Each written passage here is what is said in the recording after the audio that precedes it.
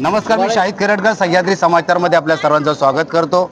आज आपण सह्याद्रीच्या कुशीत अर्थात खेड तालुक्यातील पोसरे गावामध्ये आहोत। 15 विभागातील हे यात्रा उत्सव चालू आहे आणि त्यातील आज जन्नी मातेची यात्रा या पोसरे खुर्द या ठिकाणी होत आहे आणि या यात्रेनिमित्त मुंबई पुण्यापासून किंवा देशाविद प्रदेशात राहणारे अनेक लोक, अनेक भाविक, अनेक श्रद्धाळू या गावचे भूमिपुत्र या निमित्तानं त्यांची पावले इकडे वळतात आणि यात्रोत्सव अतिशय रंगादार होत असतो। नेमकी यात्रोत्सवाची परंपरा काय आहे, जन्नी मातेचा महिमा काय आहे, या संदर्भात आपण सविस्तर जाणून घेऊया। आपल्याबरोबर बोलण्यासाठी वारकरी संप्रदायामध्ये गेले अनेक वर्ष हरिभक्त परायण म्हणून अत्यंत सुश्राव्य कीर्तन करणारे आमचे सर्वांचे मार्गदर्शक आदरणीय हरिभक्त परायण भगवान महाराज महाब्दी आमच्या समेत आहेत। आपण त्यांच्याकडून जाणून घ्या। महाराज, काय सांगाल आपल्या जन्नी मातेचा महिमा आणि आपल्या यात्रेची परंपरा? आदिमाया शक्ती जन्नी माता हिला नतमस्तक होतो आणि खरं म्हटलं तर या जन्नी मातेने आम्हाला अतिशय भरभरून दिलेलं आहे।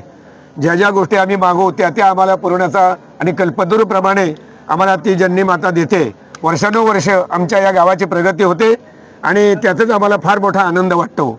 या गावाची परंपरा अशी आहे की ही 53वी जत्रा आमची आहे। 53व्या जत्रेमध्ये या जत्रेचे संस्थापक जेव्हा कृष्णा अर्जुन महाब्दी, कृष्णा शिवाजी महाब्दी आणि यांनी या जत्रेचा संस्थापक असल्यामुळे त्यांनी त्यांच्या पाठीमागून आमचे हवालदार शंकर सकाराम महाब्दी, कॅप्टन बाबू सकाराम महाब्दी, आणखी आमचे गोविंद लक्ष्मण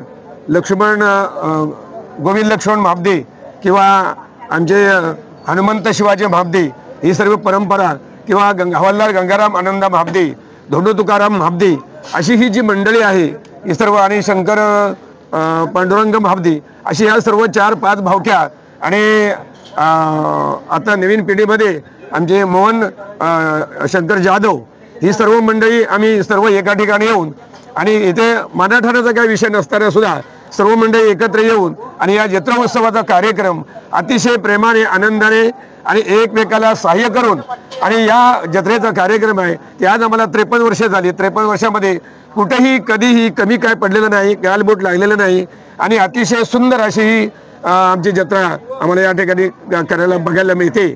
हाच आमचा मुलाबालांचा आमचा आणि परंपरेचा आम्हाला दिलेला जो वारसा आहे तो वारसा असाच चालत राहो अशी त्या मातेशी आम्ही विनंती करतो।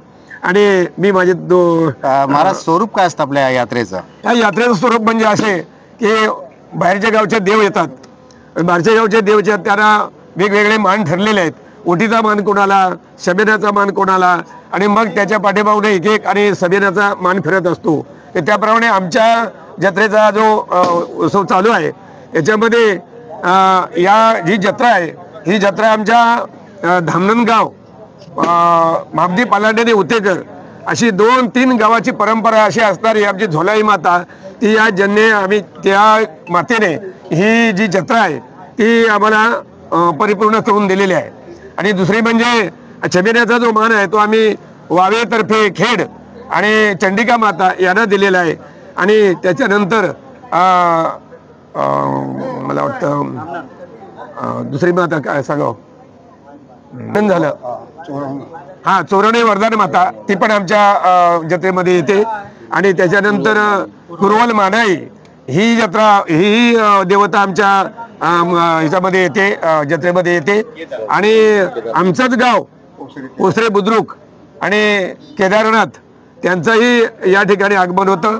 आणि शेवटला आमची जन्मे माता असा छबिना फिरून 3 भोवरे आम्ही छबिना फिरवतो आणि ही परंपरा कायम आमची चालू आहे. आणि अशी एवढी माहिती सांगतो. धन्यवाद महाराज. मी आता महाराज मापदी यांच्याकडे जाणार आहे. खरं तर आपण सुद्धा गेले अनेक वर्षी यात्रोत्सवामध्ये आहात. आपण भारतीय सेनेची सेवा करून आपण निवृत्त झालात, त्यानंतर आपण समाजकारणामध्ये देखील आहात. काय सांगाल या यात्रेची परंपरा आणि वर्तमान काळातली समाजव्यवस्था याची काय आपण महत्त्व सांगाल? सर्वप्रथम आमची ग्रामदेवता जंजीमाना मंकाल बहिरी या ग्रामदेवतेला मी नतमस्तक होतो.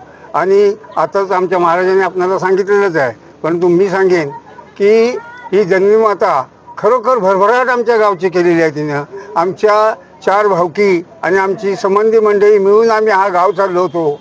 आणि या गावात कुठलीही भानगड न होता आनंदात हा कार्यक्रम आम्ही वर्षाचे जे स्थितीपोती देवाचे आहेत ते आम्ही पार पाडतो.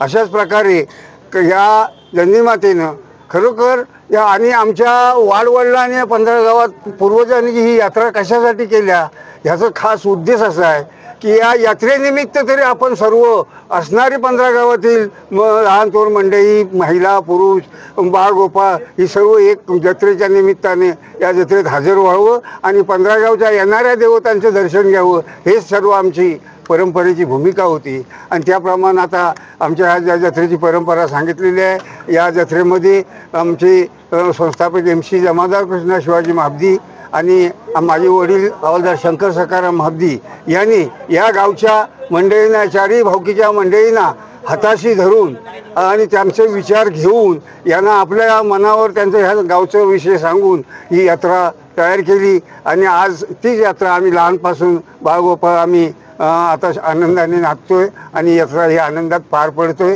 हे म्हणजे आमच्या या मातेच्या आशीर्वादाने. संदेश गुरुजी, आपण एक सुशिक्षित तरुण आहात, आपण शिक्षण क्षेत्रामध्ये कार्यरत आहात, आपण ज्ञानदानाचं चांगलं कार्य करत आहात. मला फक्त एवढं जाणून घ्यायचं की आपल्या वाडवडिलांनी ही परंपरा आपल्यापर्यंत आणून ठेवलेली आहे, ही शिदोरी आपल्यापर्यंत आणून ठेवलेली आहे. मात्र आधुनिक जी पिढी आहे, नवी पिढी जी आहे ती याकडे कशी बघते? नक्कीच शैजी, तुम्हाला प्रथमतः मी या आमच्या पोस्त्रे खुर्द गावाच्या मनपूर्वक धन्यवाद देईन. कारण की आपण प्रसारमाध्यमाच्या माध्यमातून ह्या गावाचा एकोपा आणि धार्मिकता ही तुम्ही जनतेसमोर आणणार आहात. त्यांना प्रथमतः आमच्या पोस्त्रे खुर्द गावाच्या वतीने आपलं मनपूर्वक धन्यवाद. त्याचप्रमाणे आता आमचे गावचे अध्यक्ष हरिभक्तपरायण आदरणीय भगवानजी महाराज महाबदी, माझे वडील आदरणीय यशवंतजी महाबदी, तसेच संबंधित सर्व मंडळी यांनी आपल्याला ह्या गावचा इतिहास सांगितलेला आहे. त्याला जोडून तुम्ही मला असं विचारलं की तरुण पिढीचा ह्या जत्रेकडे बघण्याचा दृष्टिकोन काय आहे. नक्कीच ह्या वडीलधारी मंडळीने आम्हाला ह्या देवीचं महात्म्य सांगितलेलं आहे. ह्या धार्मिकतेचे जोड ह्या विज्ञानाशी जोडलेले आहे. आता तुम्ही प्रथमतः आम्हाला विचारलं, आजची आमची ही चैत्रकृष्ण तृतीयाची जत्रा म्हणजेच ह्या आमच्या जन्नी मातेची जत्रा. जन्नी याचा अर्थ असा होतो की प्रेम, सरिता आणि ऐश्वर्याची भरभराट देणारी ही आमची माता. जो हिला नतमस्तक होतो, जो हिला भसतो, त्याचं ऐश्वर आणि त्याला सदाचार आणि ऐश्वर्य आरोग्य दिल्याशिवाय ती राहत नाही. म्हणूनच आम्ही बाळगोपाळ एक पूर्णपणे मनोभावे ह्या देवीला शरण जातो आणि सकाळपासून पूर्णपणे जत्रा पार पाडेपर्यंत तिची मनोबळ जेवढी सेवा करता येईल तेवढा प्रयत्न करत असतो. आणि अत्याधुनिक दृष्टिकोनातून जर विचार केलात तर आज जगामध्ये हे सगळ्या मीडिया आहेत, त्याप्रमाणे हे वेगवेगळे प्रकारचे ध्वनी म्हणजे DJ आहे, ह्याची ह्या जत्रेला साथ मिळते. आणि ही तरुण पिढी त्याच्या नादावर नाचते, डोलके आणि पालखी आनंदाने नाचवते. हेच शेवटी आहे. आणि ह्या आज तुम्हाला माहिती आहे की तरुण पिढी फार मोबाईलमध्ये गुंतलेली आहे आणि त्यांना ह्या धार्मिकतेचा जोड लावून त्यांना ह्या धार्मिकतेकडे कसं आणता येईल हे यात्रेचं स्वरूप. कारण की आज आमच्याकडे आज कित्येक आतापर्यंत 3 जत्रा झालेल्या आहेत, आजची 4थी जत्रा आहे, आणखी पुढे 2-3 जत्रा आहेत. आणि ह्या सगळ्या अगदी आनंदात पार पडणार, त्याच्यात काही शंका नाही आहे. आणि धन्यवाद शेजी, आपण आम्हाला सर्वांना ह्या ठिकाणी ह्या देवीचं महात्म्य सांगण्याची संधी देत पुनश्च एकदा या गावच्या वतीने मी आपल्याला धन्यवाद देतो. मला आपण बोलण्याची संधी देत आपलेही मी धन्यवाद देतो. करतो. धन्यवाद. धन्यवाद संदेश गुरुजी. राम भलं.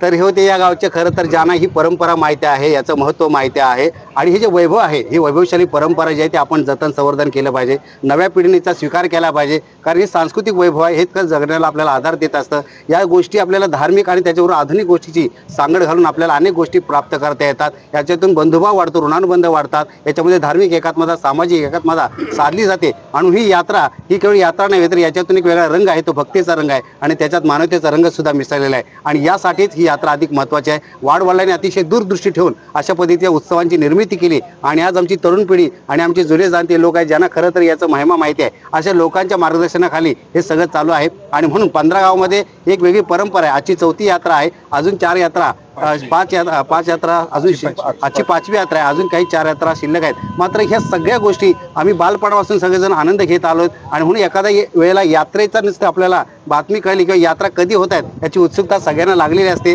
परदेशातले लोक सुद्धा जरी इथे नसले तरी कुठल्या ना कुठल्या माध्यमातून याकडे लक्ष ठेवून असतात. आणि या सगळ्या गोष्टींचा आपण विचार केला तर हे नेमकं वैभव काय हे आपल्याला कळतं आणि म्हणून आपण हे वैभव जपलं पाहिजे. आपण सर्वांनी संवाद साधलात, आपले मनापासून आभार. आमचे पोलीस पाटील समीर महाबदी सुद्धा या ठिकाणी आहेत, सर्व आमचे बालगोपाळ आहेत, जे आम्ही एकत्र नांदलो, एकत्र खेळलो, हे सर्व आज एकत्र या निमित्तानं आलेलो आहोत आणि म्हणून या जत्रेचं महत्त्व अधिक आहे. आपण संवाद साधलात, आपले मनपूर्वक आभार. धन्यवाद.